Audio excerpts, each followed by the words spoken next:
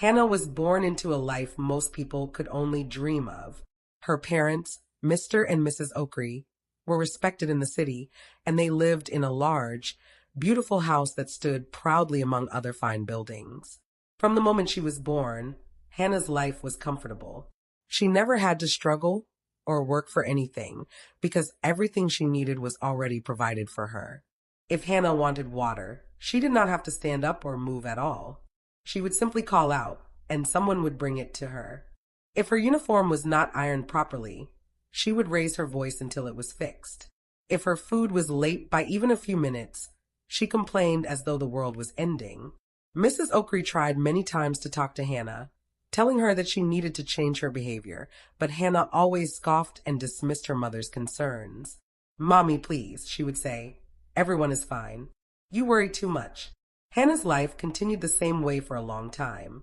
She stayed wrapped in her bubble of comfort and power, believing the world existed only to serve her. But her parents could no longer ignore her behavior. They saw how she treated people and how it affected everyone around her, and they knew they could no longer let it continue. One afternoon, Mr. Oakrey called Hannah into the sitting room. Both parents sat upright, their faces serious and quiet. Hannah sat down feeling confused and annoyed, expecting the usual calm talk that always ended with her getting away with her behavior. But this time it was different. "Look," Mr. Oakrey said slowly, "your behavior is a problem." Hannah laughed bitterly. "Daddy, you are exaggerating," she said, and her laugh felt like a slap to the room. Mrs. Oakrey covered her face, unable to watch the scene. Mr. Oakrey continued, his voice shaking with emotion. "You embarrass us everywhere. Do you think money can cover bad character?" Hannah stood up angrily.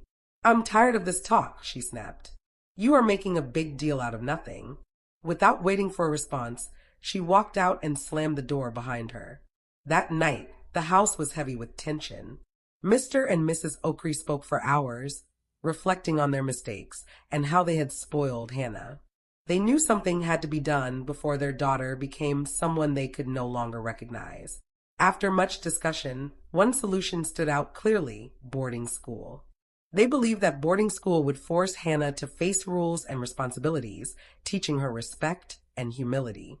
It would remove her from the comfort that had spoiled her, and although it was a painful decision, they were convinced it was necessary for her future. Mrs. Oakrey feared how Hannah would react. She worried her daughter would hate them, but she also understood that staying at home was no longer helping. By morning, Hannah woke up as if nothing had changed, cheerful and unaware of the storm brewing in the house.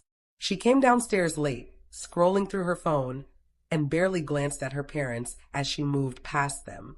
Her mother served her breakfast quietly, while her father sat silently, waiting for the right moment to speak. He told Hannah that they had decided she would be going to a boarding school next term. The sentence seemed to float in the air, heavy and impossible to ignore. At first, Hannah reacted with disbelief. She laughed sharply, thinking it was a joke, but the look on her mother's face quickly erased that thought. She realized her parents were serious, and the shock hit her hard. The idea of leaving the comfort and luxury she had always known was unbearable. She could not imagine living in a place where attention was not guaranteed and where everything would not be done for her. Anger rose inside her as she struggled to understand why her parents would make such a decision. For days after the announcement, Hannah refused to speak properly. She answered her parents with short, sharp replies and did her best to ignore them. Whenever she heard the word boarding, she would explode, shouting that they were ruining her life. One morning, Mrs. Oakrey tried to comfort her by hugging her gently and whispering that sometimes love looks like pain, but Hannah pushed her away and spat words that cut deeper than she intended. She told her mother she hated her, and those words stayed with Mrs. Oakrey all day, weighing heavily on her heart. Despite the hurt, Mrs. Oakrey remained firm. Preparations began immediately.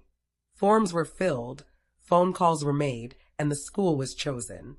It was a boarding school known for strict rules and discipline. The day Hannah left her home, it felt as if the world had turned upside down. Her parents spoke very little, knowing that any words could spark another argument. When the car stopped at the school gate, Hannah stepped out and was met by a strange shock. The school looked so serious and unwelcoming. She had never seen a place like this. Her parents hugged her briefly before driving away without looking back. Hannah stood alone for a moment, watching the car disappear until the feeling of loneliness hit her harder than she expected. The first person to meet Hannah was Mrs. Benson, the matron of the school, instructed Hannah to follow her across the compound, carrying her heavy box. The dormitory was a long building, filled with the sharp smell of disinfectant that made everything feel cold and rigid. Everything inside was arranged neatly, with no room for disorder. Mrs. Benson pointed to a bed near the door and told Hannah that it was hers, then turned and left without another word. In the days that followed, Hannah was asked to sweep the dormitory. She laughed at the task and refused, believing it was beneath her. Her refusal did not go unnoticed, and she was punished with extra duties that she had to complete without complaining. At night, she cried quietly, but no one came to comfort her. For the first time, she had to face the consequences of her actions alone. Hannah tried to use her old tricks, talking back, rolling her eyes, and complaining loudly, but nothing worked. The staff did not react the way the maids at home did, and each time she misbehaved, she was disciplined without delay. It was the first time she truly understood that she was no longer in control. She was in a place where rules mattered and respect was required, and she soon realized that her behavior was hurting others and that she was not above consequences. As the months passed, the shock of boarding school slowly began to fade. Hannah still struggled, but she began to understand the value of discipline. She started to wake up earlier, complete her duties, and follow the rules. She still felt anger sometimes, but it was no longer constant. She was learning, slowly, that comfort did not equal happiness, and that respect was earned through actions. Hannah's life had changed completely. She was no longer the powerful girl who demanded attention. She was becoming a student who had to learn how to live with others, how to follow rules, and how to respect people. The boarding school was not a punishment anymore. It was becoming a place where she could grow. The journey had only just begun, but the first signs of change were already appearing. By the time Hannah had spent several months at the boarding school, the shock of the first days had started to fade. The strict routines and constant rules that once felt like a prison were slowly becoming a part of her daily life. She still did not like the discipline, and she still missed the comfort of home, but she was beginning to understand that her life was changing in a way she could not control. One evening, after completing her duties, Hannah was called to see the matron. She was surprised because she expected a punishment. Instead, the matron simply told her that she was improving. The words were simple, but they had a deep effect on Hannah. She was not used to being praised. Hannah lay on her bed, staring at the ceiling. She could not stop thinking about the matron's words. She realized that she had been wrong to treat others poorly. She began to understand that respect was not something she could demand. It had to be earned through actions. The thought made her feel ashamed about her past behaviors. She did not suddenly become perfect, but she began to notice that her heart was changing. In the weeks that followed, Hannah continued to struggle, but she also continued to improve. She still had moments of anger, but they became fewer and fewer. When the holiday break finally arrived, Hannah felt a mix of emotions that she had never experienced before. She had always looked forward to holidays with excitement because they meant returning to comfort and luxury. But this time she felt nervous. She was not sure if her parents were able to forgive her past behavior.